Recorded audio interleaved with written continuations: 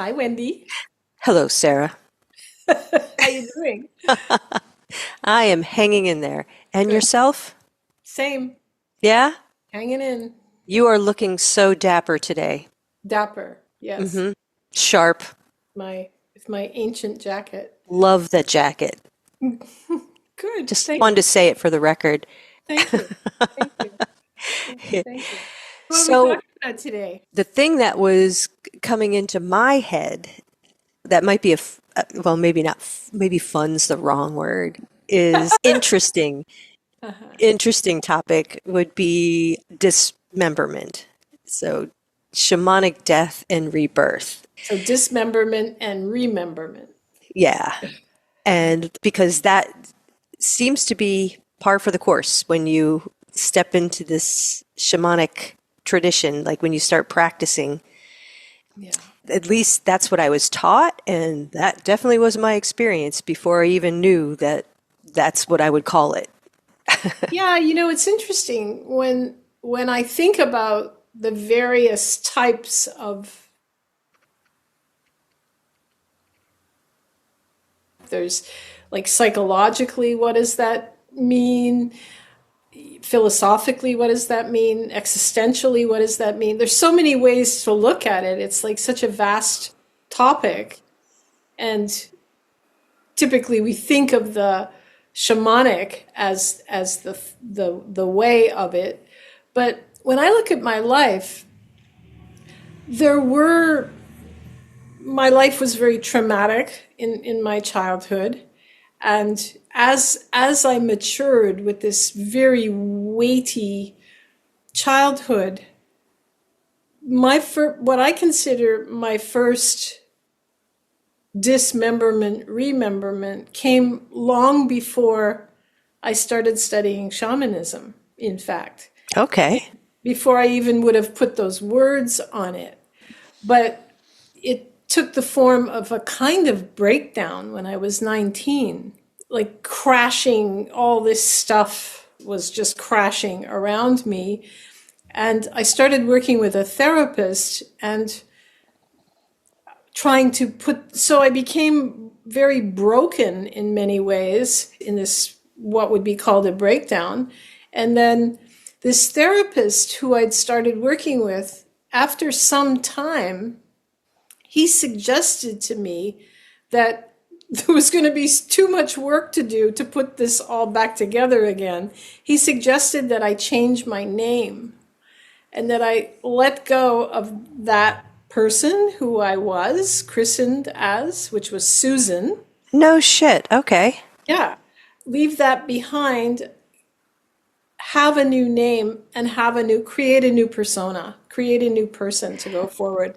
And one could argue that this was a very strange thing to do. You could look at it from a number of directions. Well, especially in the context of a psychotherapeutic Yeah, setting. It's because he wasn't doing this from a traditionally shamanic not at all. perspective. He was just looking at what you were going through and saying, you know what would be good for you? Yeah. A new identity, New witness identity. This is protection, way too fucked up. Just forget about it and do over. Yeah. do over. And the crazy thing is, it totally worked. The Huh. broken aspects kind of got left behind. I went back to school, got degrees, did like my life, got married. Like my whole life as I became Sarah was way better. And I do think of that not as a shamanic dismemberment, rememberment, but certainly psychologically there was that. What do you think? I think it's interesting how you're differentiating them. I don't know if there is really a differentiation between all of that. Oh, no, right. Because I think on all those levels, and we Yeah, could talk about that more a little bit later after we kind of dive into some more experiential stuff, but yeah, yeah, just how we feel like it's impacted all us, these experiences. But yeah, I think we all go through our own versions of these yeah, experiences, and maybe it would be helpful to talk about what we mean by dismemberment. What does yeah, that actually mean? yeah. Go ahead. My take, if for what it's worth, is kind of like the idea of yourself, who you think you are. Mm, Some catalyst happens and it breaks that identity, that concept of yourself down. And then you rebuild yourself, hopefully in a more pure, more authentic version of you. So it's kind of like peeling away the bullshit, the things that don't serve you well about your sense of self. Exactly. So that you can become a more real or authentic or whatever version of yourself. Authentic gets overused a lot, but it's a good word. Yeah, it is. Yeah. Exactly. I think that happens on all these different levels. Exactly. And you may not be aware of Exactly. the ripple effects of it all, but Right. huh. But the classic shamanic dismemberment, rememberment, I mean, the way I was taught anyway was that it was going to happen in a journey state, and that perhaps you would be approached by one of your animal spirit guides who might eat you or tear you apart, or there would be some, like you said, Ripping apart, like, dismembering. but symbolically, yeah, this sort of symbolically shredding of your sense of self. Yeah. And my first one that I had after this instruction in the foundation work was in my journey. It was a lower world journey, and giant ravens came and tore my flesh off, tore everything. Nice. And I became this kind of like skeleton in the journey. And then even that was taken, and the ravens took it and threw it on the rocks, sort of like to shatter that. Like pulverize the bones. Yeah. And then a bear came and kind of licked and ate up all what was left, and then pooped me out into a remembered Sarah, like a new person. And so this is many, many years after what I described. When you were 19-ish, When I was 19. This is many years later, probably my late 30s or 40, around there somewhere. And you were actively practicing. Yeah. Okay, yeah.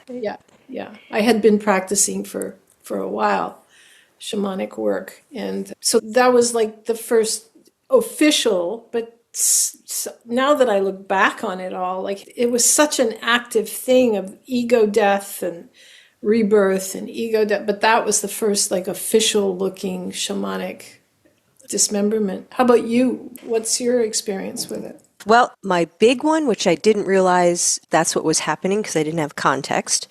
I think in our first conversation we had that we recorded, we talked about our first experiences, what kind of propelled us into the shamanic world.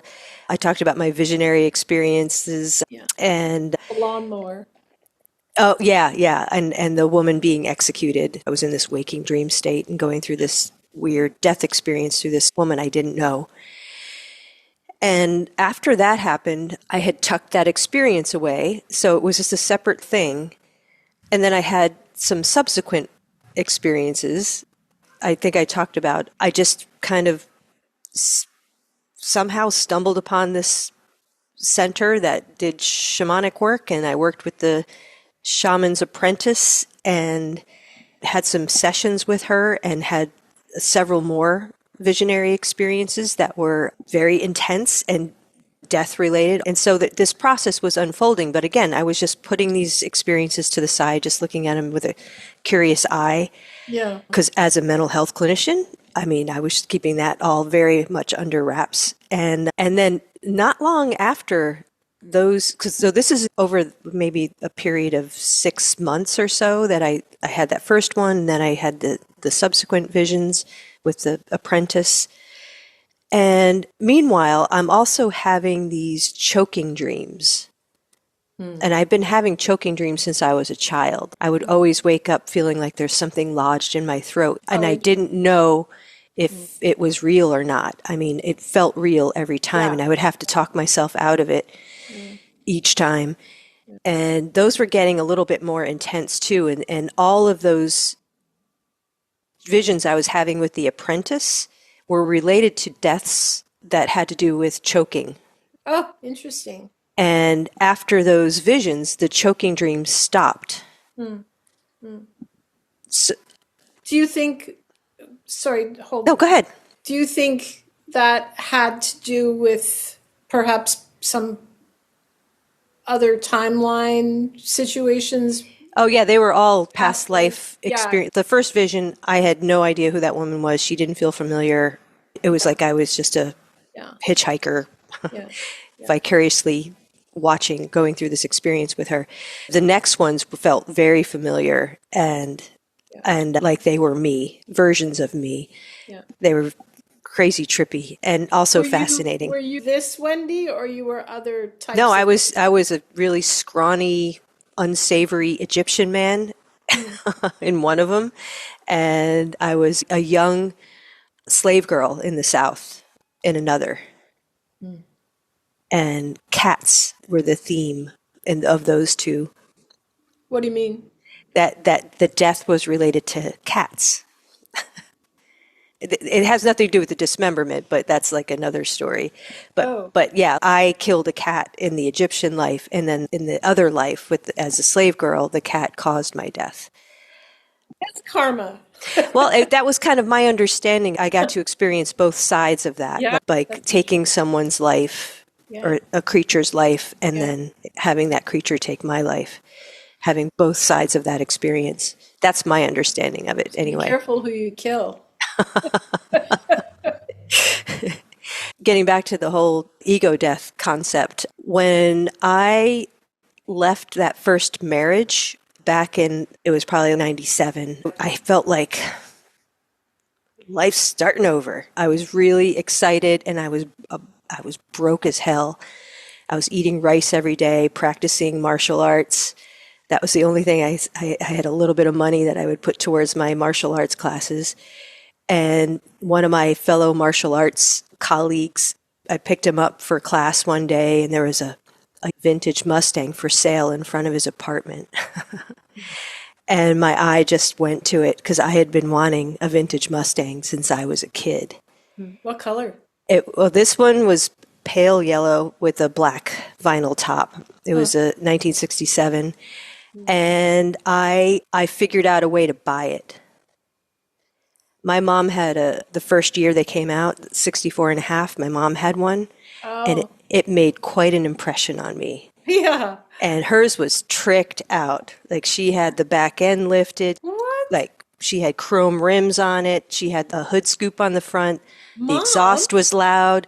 Wow. Yeah, she would drop me off at Brownies and peel out. Oh, you've talked about your mom a lot before, and that's not an image of mom No, that she was, never. it made such an impression on me. She was like the epitome of cool, right? Yeah. She'd park it in the garage, and I used to go and sit in it when I was really little and just sit in it and pretend it was mine.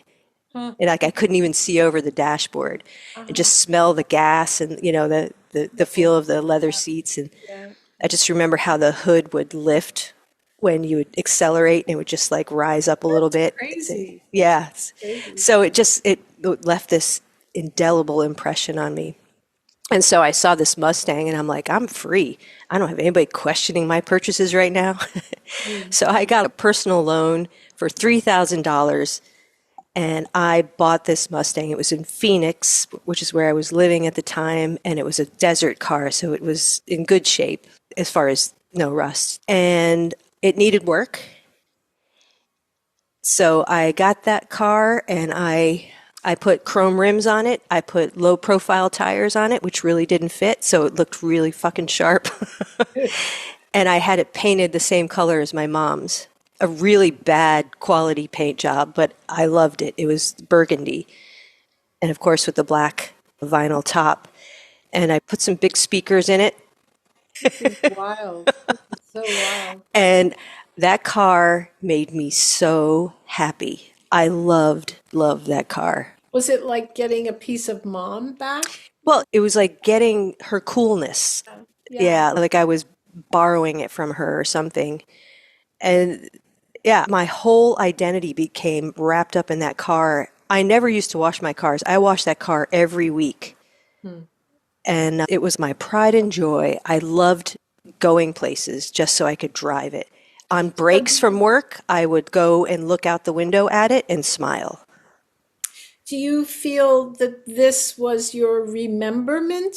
Like, No, I didn't get there yet. oh, I'm jumping in. So I've decided to just change everything up. I didn't care for living in Phoenix, and I had gone out to Denver for a martial arts festival and really liked it. I found that I was missing the green and decided to move there. So I trailered my Mustang on the back of a U-Haul and moved out to Denver with, I think I had like $400, and I was going to rent a room from a woman I didn't know, and I had no job.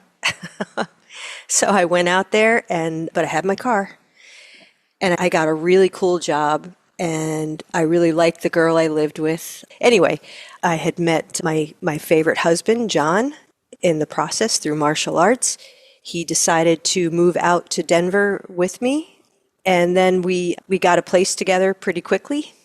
And he would travel back and forth from the East Coast. He'd go to the East Coast in the summertime to work at a restaurant that he'd been working at since he was a kid, and then he would do restaurant work in Denver in the winter.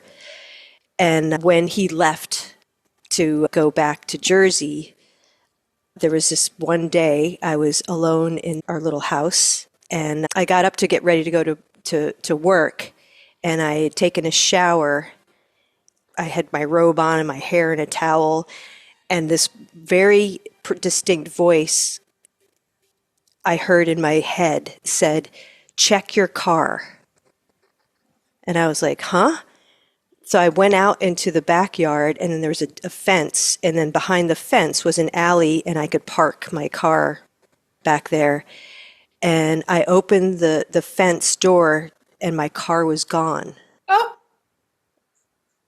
And I was like, what happened? There was a person across the alleyway in their garage, and I said, "Did you see my car here? Did you see anybody take it?" And they were like, "I have no idea. I didn't see anything happen."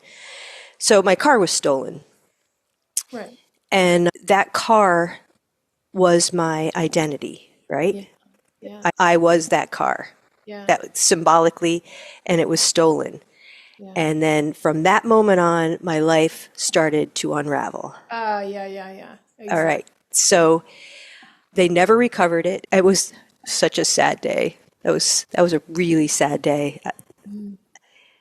So at this point, I'm more interested in spirituality, but now I'm a newbie in the spiritual world.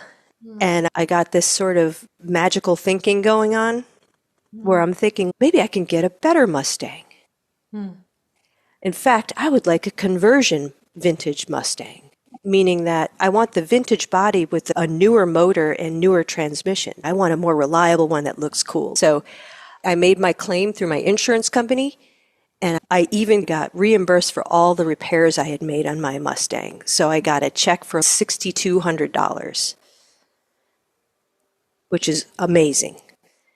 And guess what I found? I found a Mustang in Denver that was a 66 with a 1992 302 motor in it and a 1992 5-speed transmission and bucket seats that somebody put in there. And it would cost $6,200. And I thought, universe is on my side, right? So I'm working at the Colorado Institute of Art as the school's counselor. Really cool job. And I had a really nice boss. And I told my boss about this car, and he said, "Who's selling that car?" And I told him the guy's name. And he said, "Wendy, I know that guy. Don't buy that car from that guy. He's not honest." And I had gone out to check out the car, and I had already decided I'm getting that car because how could it not be mine? All the things were lining up perfectly. The odds of finding a vintage conversion Mustang were like, what? Especially back in 1998 at that point, or 99. And I go out and I meet this guy, and I'm excited to drive it, and he wouldn't let me drive it. But he drove it. And I'm like, okay, that's fine. And I also broke my number 2 rule, which was number 1 was to drive it. Number 2 was to have my mechanic check it out first. But I was like, nope, I trust the universe. The universe is on my side. Oh boy. I said, I'll take it. And he dropped it off where I was living at the time. And I gave him my $6,200 and he left with a big ass smile on his face. And then I drove it to work the next day and showed everybody my new car. And then the next morning I went out to drive my new car to work again, and there was a big puddle of coolant under the front end. Oh, no. And I had it towed to my mechanic. He lifted the hood and he just said, "Oh, Wendy." Oh, no. He said, "Who did this conversion?" Oh, no. He said, "This radiator doesn't belong in there. It doesn't fit." And then he looked in the cab of the car and he said, "Is that the fuel line running between the passenger seat and the driver's seat? I can't let any of my guys drive this car. It could blow up." Oh, my God. So the guy who did the conversion, the guy I bought it from, had no idea what he was doing. So it was dangerous. And he said, "You can't drive this car. It's going to cost thousands and thousands of dollars to get it where you need it to be." Yeah. With tears streaming, I took it to a conversion shop and begged them to please buy it from me. And I think the guy took pity on me and gave me like either $2,000 or $3,000 for it. Oh, my God. Yeah, so it just kept unraveling. And then John and I decided we're going to move to Santa Barbara.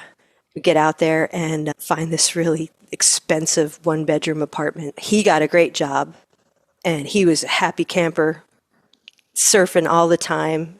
The weather was amazing. I could not find a job. I could not get a counselor job. I couldn't get licensed out there, even though I got my degree in California a couple years before. I couldn't get my license out there because they wanted me to take more coursework, and nothing was going my way, is my point. So I ended up working at a embroidery shop in the mall. Wow. Part-time, and then I ended up getting a temp secretarial administrative gig. My dad let me borrow his Mustang for Another temporarily, yeah. And nobody had driven it for a while, so that one needed work too. I didn't have any money to repair it, so I was struggling. Nothing was working. The only thing that was going well was my relationship with John. I was trying like hell to not let him see how much I was struggling. But meanwhile, I'm also having all of these crazy spiritual experiences and not knowing what to do with them. I don't understand them. Some of them are just freaking amazing, and others are really disturbing. Yeah. It had rained for a month straight in January of 2000. There was a park by where we lived, and I would just sit on a rock, and I would stare at the water and feel sorry for myself for hours. As I'm being rained on.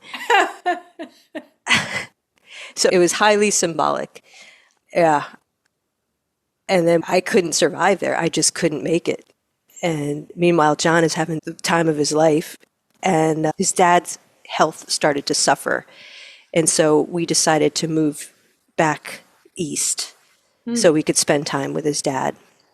And we decided to get married. And when we moved back there, which was to the Jersey Shore, which is where John grew up, that's when things started to pick back up again. Oh. And that's when I dreamed of Hank before I met him. Oh. And then I started training with him. Yeah. And I did that one foundation for Shamanic Studies weekend with Nan and David. So that was all in a very short, condensed period of time of probably 10 months that all of that happened. So do you feel that all of that everything was being kind of taken away from you, and that was the act of dismemberment? Yeah, absolutely. Yeah, the person I thought I was, it wasn't like the part of me that was so afraid of looking at those visionary experiences because I was afraid of being judged, and all of that had to go away. This idea of needing to be cool, I needed to strip that away, like my mom, to try to live out my idea of what I thought was cool because of who she was. Yeah, there's so many layers to that. What I'm supposed to be doing, where I'm supposed to be focusing my energy, it all kind of pivoted into that direction. But I did not understand that that's what was happening. No, you never do. No, there were so many other things that were happening during that I won't bore you with. It's already been a long story, but it was getting down to the last shred of hope. That's all I had. It sounds so dramatic, but that's exactly how I felt, because I did not understand, what did I do? Why is nothing working for me? I mean, I can't even get a job. Yeah, I'm embroidering people's initials on baseball hats. Okay. That's inspiring. Yeah, it's interesting, isn't it? That feeling that you have when it's all being taken away from you, or that you can't get traction in who you think you're supposed to be. Exactly. It's like, when my marriage was ending, my marriage started to end coincidentally around the same time that I started studying shamanism. And Or not. well, yeah, I mean, officially end. Yeah, I mean, there were issues, but it had remained somehow. But that feeling, I remember the feeling I had was that I can't be me in the context of this relationship. Like, it was just like I couldn't put the new self together until I got out of that old self. And Makes perfect sense. yeah, it makes perfect sense. And my husband at the time kept saying, "Well, why can't you do you and stay married?" And I couldn't do it. It was like this needs to be fully happening for me, and I can't do this. I can't be born into this while I'm still doing this. It was the strongest feeling. And like you, when you left your first marriage, when I left that relationship, it just all, it was like, boom, now I'm like you when you got the car. Now I can grow this, now I can be remembered, because I had to leave that. And I look back at it and it was like, yeah, of course. Of course, yeah, but when you're going through it, it's No, not you that. don't. Yeah. Right. But I think that's a great point, that leaving a relationship that's not serving you, Yeah. or that can't serve who you need to be, Yeah. that maybe holds or sees you in the old identity, Yeah. that would be a pull that Yeah. would keep kind of pulling you back to the old when you're trying to move into the new. Exactly. Because, Exactly. yeah, that's similar for both of us. Yeah, exactly. Not So that everyone has to go through the breakup of a relationship if they. well, many people do. It's like pretty common thing for people to go through. And I think that feeling is quite common for people. Like that they're buried under something and it has to be cast off. You're talking about in general, or when they're called to study shamanism? Yeah, I don't know. I think in general, but certainly when, I mean, in my 3-year program, there were 48 people. And one thing we used to joke about was that studying shamanism in a serious way is not good for marriages. A lot of people. So they have divorce attorney business At the cards on the door. table. Exactly, exactly. And I think that's true. In general, there were a lot of ends of marriages during those 3 years. Yeah. So interesting. If somebody had told you while it was happening that you are right on schedule, that this is happening for a reason, that you're okay, it's not fun, it's hard, but it's kind of necessary for you to make the next step. Yeah. Do you think that would have made a difference for you? Yes. But you know how it is when you're in the throes of it, like for me too, it always starts with this kind of restlessness that I get. Like I'm in one now. I'm in this bit of casting off something and I'm not sure what's going to be coming on. It's not as dramatic as then. But I have that restlessness and I think, I'm not quite comfortable in something now. And I think, well, is it that I should be moving? Is it that I want, this or that? Or how do I want to change my career? But for me, I recognize the feelings now. I trust them more. I think, okay, this is happening now. It's a dismemberment of sorts. Not as dramatic as when I was 19 or 30 or 35, because I'm old now. But yeah, I can recognize the patterns, and I can give myself a little grace that, yeah, I'm going through this thing now, and I'll get to the other side of the bridge. I trust it now. Yeah, and that's the benefit of experience, right? If Yeah, you've had the direct experience of it, and then, yeah, but also understand, oh, that was necessary, but it has yeah, to be in hindsight, is what you're describing. yeah. Like you can't necessarily understand it while you're in it. But you have to trust it. And I think when we're young, we don't necessarily trust it as much. Makes me wonder if it's a cultural thing too. If it was just something that like a rite of passage of sort, like if we looked Yeah, at it that way, if it would be more like, oh, okay, I heard about this, so now I guess it's my turn.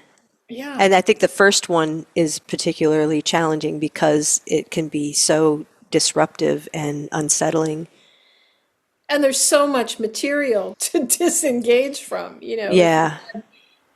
typically when we're like in our late teens, early 20s, like Yeah, yours was really young too. You were I, young. yeah, yeah. Well, I don't know. I didn't feel young, but 19. Yeah, but I mean, life experience wise, yeah, it's pretty young. yeah, it's pretty young. Did you have any classic dismemberments where you were in a journey state where you were taken apart by an animal, or did you ever have those experiences? Sure did. Yeah, Yeah, that was part of the training.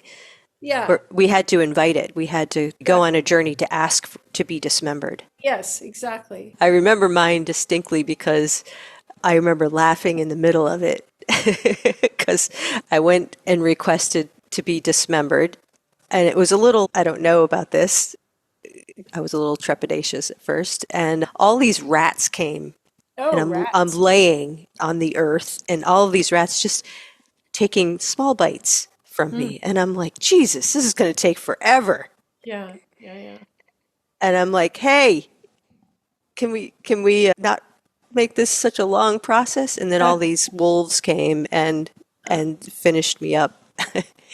And then I think there were gnomes that came and rebuilt my body. I kept my skeleton. They just took everything else Mm. and then just created a new body. And then after I started studying shamanism, I would journey every year on my birthday. And every year on my birthday I would get dismembered Oh, for interesting. 10 plus years. Oh, that's a It nice doesn't birthday happen so present. much anymore, but I mean, I still have my dismemberment experiences, but I don't know if they need to be as deliberate. No. And Yeah. what do you see the purpose of it is, especially from the shamanic tradition? What's your take on why that's important to do that as a To be practitioner? dismembered? As a practitioner, why is Yeah. it important? I don't know, like cleaning up, cleaning up the landscape of yourself. I don't know. Why is it important? It's I think there's a really distinct reason, especially if you're going to be of service in this way, because if you're going to be cleaning other people's houses, like traipsing around in other people's houses, the mud. yeah, then you should damn well have your house pretty clean. Yeah, yeah, yeah. So it's like in psychology, we'd call it transference, countertransference, right? You don't Yeah, want your shit getting in the way of somebody else's shit. And that right. idea of, I think Fool's Crow talked about hollow bone. Oh, yeah, To, the hollow bone. yeah. So if you are a hollow bone, meaning you're pretty clear, Clean. Yeah, clean, yeah. then you can be a better channel for the purpose of being of service to connect with your helping spirits. And For me, I mean, I keep clean by, I mean, psychologically and spiritually clean by when I'm working with people. People always ask me this, like, "Oh, don't you take all that difficult information into your day?" And I'm like, "No, I I sort of see myself as this hollow bone, and that my crown chakra is open, and that because a lot of what I feel when I'm working is I'm very empathic. So if somebody stops breathing, I stop breathing just to show me what's going on with them, or to, So like clairsentience, yeah. yeah, exactly. And I'll get like a feeling in my stomach or wherever the thing is that's happening, or I'll understand what's going on. But I don't hang on to it. It's like it comes and it Just goes. information, yeah. It's information and it shows me, and I'm not attached to it at all. And then it's like phew, gone, you know? Every now and then there'll be if I'm working with a couple, I find it's a little trickier to let it go. I get it because it's so intense with people who are having conflicts. Absolutely, yeah. Yeah, it's so intense, that energy that's permeating. And I don't work with a lot of couples. It's easy to do shamanic work with couples. No, it's a mix of the two things. We'll journey together, the couple. Well, yeah, I could see the way you do it would be probably easier than the way I would approach it typically. Yeah. I mean, there's the psychological aspects but the journey aspects really help a lot. But with couples, after they leave, I typically have to like intentionally clear myself. It doesn't just automatically happen. Sometimes I feel like, wah, you know? Yeah. Well, they get a little, at least I've noticed, a little tangled up together. Like whatever they're presenting about their issues as a couple. Yeah. And especially by the time they're seeking help, it's probably pretty deep. Those are the people I don't work with. Gotcha. I work with people who are in a relationship and they want to make it better. Mm-hmm. Not that they're coming because they're like this far from divorce and they hate Okay. guts. Which is where when most people seek help. Yeah. I'm not interested in that. It's just too much. It's like playing very high stakes two chessboards, you know, with very high stakes. Anyways. So let me ask you this, getting back to the dismemberment thing, what impact do you think your dismemberment experiences have had on you on all those levels, emotionally, mentally, spiritually? And physically. Oh, and physically, yeah. Well, I think it's what you said. Maybe you're at the exact perfect place and you have to be able to clear it out before you can move on in whatever way. I do think it's true that it's all perfect, even though it feels like shit often. It's all perfect, and you're always learning the things, and you're always finding the jewels in the alchemist, the gold in the lead. There is magic interspersed throughout it. It is, but if you don't know what's happening, it's like the magic can become addictive. It's like, I want that. I don't like the sitting by the creek, feeling sorry for myself in the rain. I don't like that part.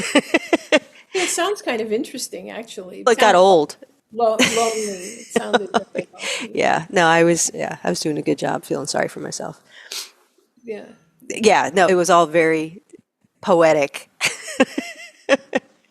Holy shit. Yeah. Yeah. I had a very similar experience when I was living in Vancouver one winter. And it just rained and rained and rained and rained. And I was feeling very sorry for myself. Yeah. I decided I was going to go to University of British Columbia to finish my bachelor's degree. And I just got the hell out of there. I stayed for like a month, went knocking back to the university and said, please take me back. Yeah. Was there more to say about dismemberment and remembering that, like what is remembering? Remembering, being remembered. That's like an interesting word. It is, yeah. And as you think about what happens to you, it's... You're reborn. You're reborn. Yeah, exactly. But yeah, you're reborn. I mean, that's death and rebirth. But again, hopefully a cleaner version of yourself, more pure, authentic version of yourself. Each time it happens, it's like you're shedding another layer of bullshit. Yeah. Of who you thought you were. Yeah. and hopefully getting to a closer version of who you really are. Yeah. But I mean, it's a bit like snakes because you like for example, I referenced my marriage. Like there were many times in that marriage where I was very content and very happy and very, very myself. It's not like I wasn't myself, but at some point I started to grow into the more spiritual end of my direction. And that's when things got tricky. Yeah, no, that makes perfect sense. These little pulls in a certain direction Yeah, yeah, that get you restless, yeah, and so yeah, you're kind of squirming around in your old skin. And this snake is transmutation, right? It's yeah, symbolically classic death and yeah, rebirth yeah, symbol. yeah. And when they grow out of their skin, that's what it feels like when Yeah, you're going through that. it's really uncomfortable, Yeah, yeah, but necessary. yeah. You can't undo it. You can't go back into the old skin. Once you start the process, you got to Gotta see it go. through. Yeah. That's the way it seems, huh? You know, it's interesting what you just said about being uncomfortable. I've become obsessed with helping people and myself, all of which started because of my new dog and teaching him what it is because he's very smart and very energetic and young. And like when he gets uncomfortable, he wants to do something about that, you know, whether it's run or pull or jump on another dog and I've become obsessed with the idea of what is it to be uncomfortable and not do anything about it. Ooh, great question. Yeah. So what Like does that mean then? what I started with the dog was we go for a walk and then we go on to there's a cafe and a market on the corner of my street. Very active, lots of people. And he used to just lose his mind there, jumping on people. And so we sit now on this bench and I don't give him directives. I don't give him instructions, nothing. We just sit there. And he has to figure out what to do with himself. And you know, if he's straining to go eat some garbage off the street, which he loves to do, I just give him a little tug back. I don't talk to him and, you know, come on, calm down, calm, no, no, all the stuff. And he's become incredible. He's got it now. He just sits there and watches things happen and the cars and the people.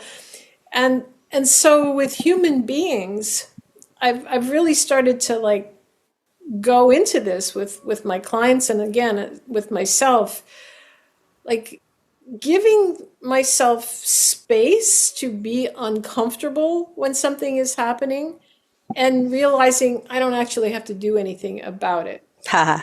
You know, I I don't think have you're hitting on something really important. You don't have to, what you were just saying. I don't have to have a drink or have coffee or eat food or call somebody or you know have alcohol, like whatever the thing is that we do when we become uncomfortable. Oh, I have to make a change. I have to like I don't like you. Go away. You know, we're constantly reacting to some level of discomfort that we have, right? Yeah. Don't you think? Yeah, absolutely. It's like I said, hungry, thirsty, tired, not tired, anxious, take a Xanax, like all the things that people do. And what happens if you just sit with it and have a breath and be uncomfortable? And I just think it's like, why don't they teach us that when we're like 5 years old? That's You a know, great question because they don't. they don't. Yeah. So what you're making me think is it that these experiences are teaching us to be resilient? Because you can't, I mean, especially when you're going through the dismemberment experience, you can't make yourself comfortable. You just can't. You No, just have to kind of tolerate it and just be with find the it. best way through that you know how, given your life circumstances and who you are at that point. Yeah. But on the other end of it, how can you not be more resilient? And that, like you were talking about subsequent dismemberment experiences, you understand them now. And Right. you can say, all right, I know what this is about and I know I'll get through it Yeah. and because I know how to do this. Yeah. And like I was saying, I'm a little uncomfortable now and I'm thinking, oh, should I leave LA? Should I move to like part of me wants to just have a cabin in the woods again, which I had a cabin in the woods and I was uncomfortable. So I moved to LA. And now I'm like, oh, I want the cabin in the woods again. This discomfort of Right. the city, the politics, all the stuff that's going on in our world. Yeah. That's what I was thinking too, is that I'm noticing more and more discomfort in the folks I'm working with and everywhere. It's a really uncomfortable time because I've been calling this a global dismemberment that we're going through. So Oh, it's that's a good thing. uncomfortable on all levels, everywhere. So Yeah.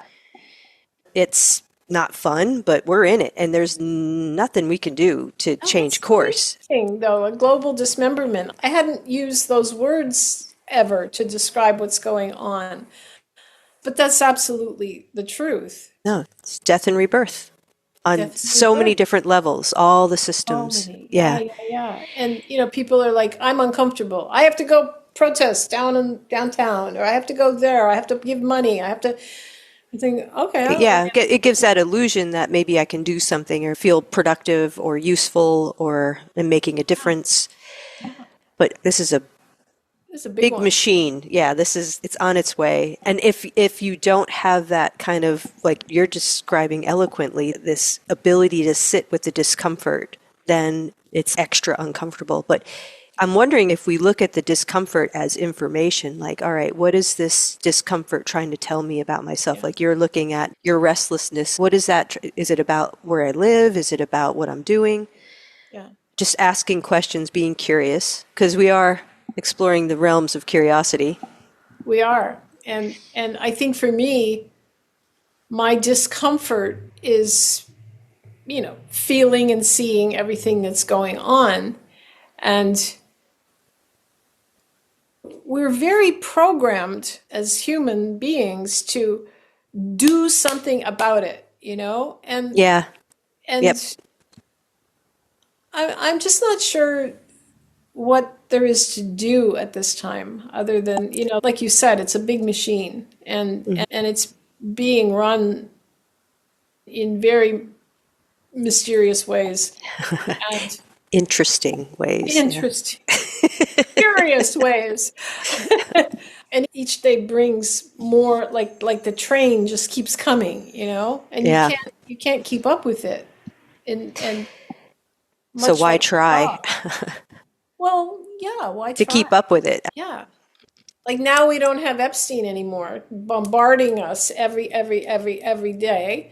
Now we have the wars, the various warring things that are going on. And that's like, okay, we don't, like Epstein's like fallen off the coffee table. Nobody even thinks about him Now right now. that's how it all works right now. But by the time this releases, who knows what it'll be? Who knows Like what? when this conversation is out there, That's right. who fucking knows? Who fucking knows? I think maybe that's why a lot of people are drawn to meditation because that is a great practice to be mindful of the discomfort and not Yeah. get attached to it.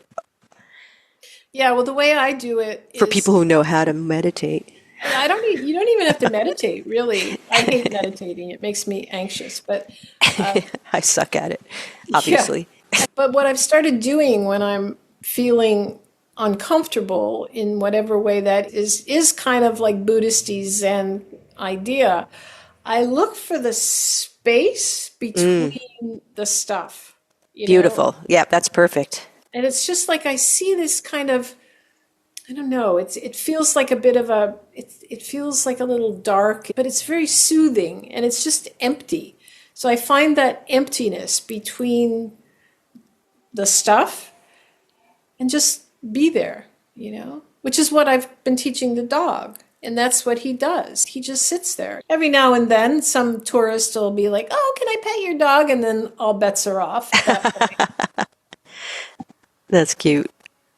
because he loses his mind with excitement. But then they leave and I just ignore him. It's so great because we're so, got to do these things to train the dog. But what about not doing the things to train the dog? Yeah, or constantly engaging when they're doing the thing Yeah. which gets them engaged with you because you're doing the thing now with them. Exactly. And so you're participating in this dance of misbehavior. Yeah. Yeah. Exactly. Okay, we're going to do this now. Now I'm going to bug the shit out of her, and then she's going to get annoyed, and then but I'm going to get a lot of attention. Going to get a lot of attention. So I'm going to turn up the volume on the misbehavior. Yeah. And a lot of it is my fault too. Because I'm a dog expert. Yeah. So when he's laying down and just chilling and being like super peaceful, I often decide to stroke him. And so what am I doing? I'm stimulating him. Mm-hmm. And now he's like, oh, what's happening here? More, please. More, please. Like, what's happening? Boom, boom. Now, wait, why did you stop stroking me? So it's my fault. And I have a hard time when he's so cute and sleepy to not touch him and just let him be, It's very hard. I don't know that I've succeeded at that because he's so cute. He's really cute. And he's so soft, and I want to touch him. I mean, we love dogs. But maybe when he gets old enough, you can touch him and he won't have that reaction. I don't know. I have a feeling this dog's going to be like reactive for many years. Forever. He's just so curious. Speaking of curious, he should be part of our program. Sometimes he is. Yeah, that's right. He walks I'm a little bummed he's not here today. Well, he is. He's just on the chair. Like in the picture. Yeah, he's asleep. Well, is that all? Are we finished? I think, yeah. I didn't mean that to sound so despairing. Sure, Sarah. I guess we're done here. I didn't know. Are we finished? Are we done? I don't want to talk to you anymore. Yeah, we did talk a long time today. It was fun. Yeah, it was fun. Thank you. As always, I love talking to you. I love talking to you more. Bye, Wendy. Bye, darling. See you next time. Mwah. Bye.